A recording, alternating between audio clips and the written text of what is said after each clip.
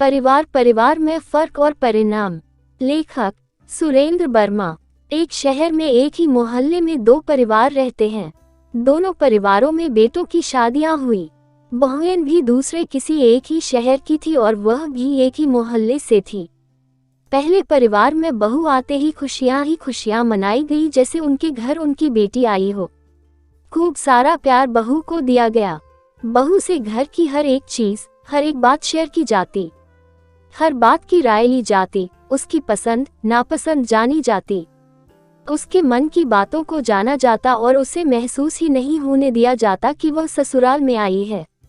बहू ने भी सबको समझा, सबको जाना, बड़ों का आदर और छोटों को प्यार करती, सबका ध्यान रखने की कोशिश करती।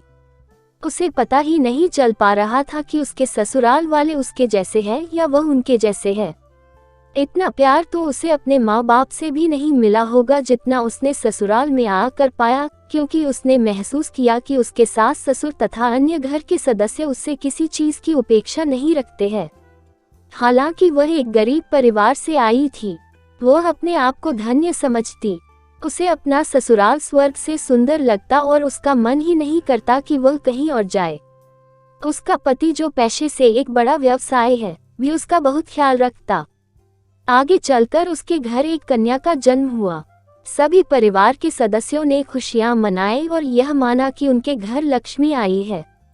समय अनुसार घर के बुजुर्गों ने भी नई पीढ़ी के अनुसार अपने आप को परिवर्तित किया और अपने उस घर को स्वर्ग से सुंदर बनाने में पूर्ण योगदान दिया।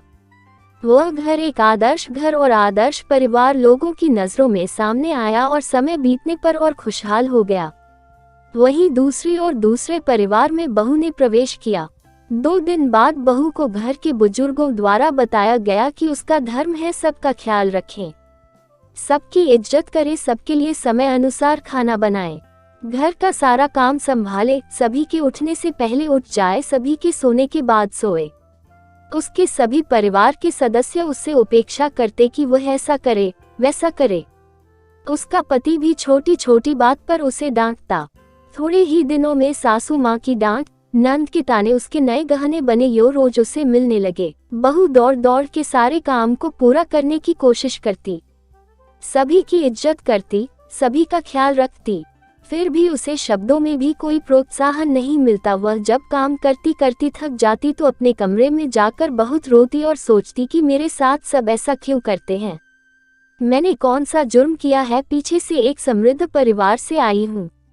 ससुराल वालों की दहेज की मांग को भी उसके परिवार वालों ने बढ़ चढ़कर पूरा किया है। हालांकि मैं कोई कमी नहीं छोड़ती हूँ, कोई मुझसे प्यार नहीं करता है, पति भी नहीं समझता है। कभी कभी बहुत सोचती है कि इनको बहू के रूप में नौकरानी चाहिए। वह फिर भी सब सहने को तैयार रहती, पर बदले में बस सिर्फ सबका प्यार चाहती। मगर उसे किसी से प्यार नहीं मिलता, कोई उसे नहीं समझ सका। अपने ससुराल की ऐसी बातें उसने कभी भी अपने माँ बाप को नहीं बताई। दिन प्रतिदिन उसे ससुराल में शारीरिक यातनाएं तथा मानसिक उत्पीड़न भी सहना पड़ा, जो धीरे धीरे बढ़ता गया, जिस कारण वह बीमार रहने लगी, मगर किसी को भी उस पर दया नहीं आई। एक दिन वह अकेली किसी प्रकार अस्पताल गई। वहां रास्ते में पहले परिवार की बहू से उसकी मुलाकात हुई। उसका हाल देखकर पहले परिवार की बहू ने पूछा कि वह शादी के बाद कभी उससे नहीं मिली, ना ही कभी बात की। क्या बात है, वह ससुराल में कैसी है, इतनी कमजोर बीमार कैसे हुई। वह दोनों एक दूसरे को बचपन से जानती थी, क्योंकि एक साथ पली बड़ी थी, एक ही कॉलेज में पढ़ी थी। दूसरे परिवार की बहू का रोना निकल गया और उसने अपनी सब आप बीती अपनी सहेली को सुनाई।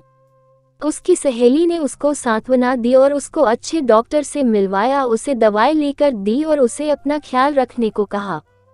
साथ ही कहा कि वह उसके साथ है, उन्हें समय समय पर अपना हाल बताती रहे। पहले परिवार की बहू ने घर जाकर अपने पति से अपनी सहेली की दुर्दशा के बारे में बताया। उन दोनों ने उसके माता पिता को इस बारे में अवगत करवाया। उसके माता पिता उसको लेने के लिए उसके ससुराल पहुंचे। वहां अपनी बेटी की हालत देखकर बहुत उदास एवं चिंतित हुए। उन्होंने उसके सास ससुर व घर के अन्य सदस्यों से इस बारे में पूछा तो सभी उसकी बुराइयां करने लगे, उस पर लांछन लगाने लगे, उसके संतान नहीं होने के लिए भी बहू को ही कोसने लगे। उसके माता पिता से उसका दुख देखा नहीं गया और वह उसे अपने साथ अपने घर ले आए। उसका पूरा ध्यान रखा, उसका उपचार करवाया और थोड़ा स्वस्थ होने के बाद उससे पूछा गया तो उसने बताया कि पिताजी, आपकी इज्जत के लिए मैं वहाँ कुछ नहीं बोली, दिन रात उनकी सेवा में लगी रही। ना पति ना परिवार वाले उसे चाहते थे, बात बात पर उसे ताने मारते, उसे पीटते भी थे। कई दिनों भूखे रखा गया, उसे कहीं बाहर भी नहीं जाने देते थे। इतना बताकर वह फूट फूट कर रोई। उसके माता पिता ने प्रण कर लिया कि अब वे उस घर में उसे नहीं भेजेंगे, क्योंकि उस घर में उसे कोई भी प्यार इज्जत नहीं करता। कोर्ट में केस चला और उसे तलाक मिली। समय बीता तो उसकी सहेली अपनी ससुराल की तरफ से एक बहुत ही अच्छा रिश्ता लेकर आई।